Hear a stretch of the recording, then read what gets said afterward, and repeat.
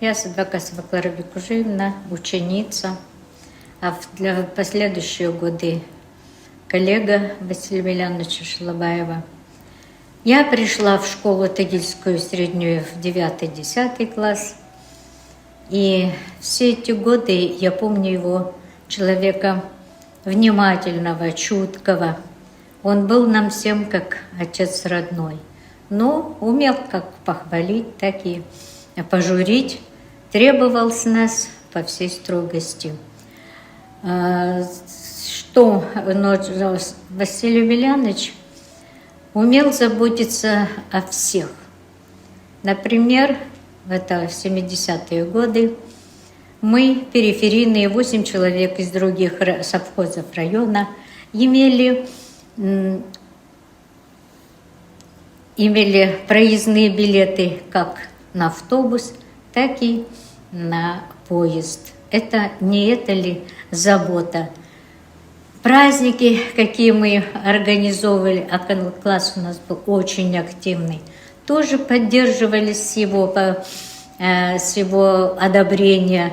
Он запросто мог из кармана вытащить деньги на наши призы, на наши потребности по проведению его праздника. Если нам нужен был автобус, нужна была машина, это он тоже мог уладить с администрацией совхоза. Далее, класс наш, мы его как уважали, очень чтили его. У него еще и прозвище было, мы и побаивались, конечно. Прозвище у него было Джига, тогда были популярны индийские фильмы. И наш Василий Емельянович был наш Джига, это сила, эталон красоты. И мы по сегодняшний день очень гордимся, что были учениками Василия Емельяновича.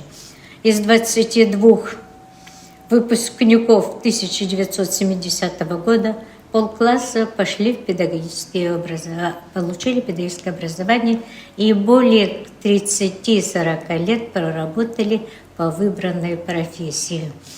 Потому что это, наверное, такую ответственность в нас воспитал, вложил в нас дорогой наш Василий Емельянович. Его память в наших сердцах жива.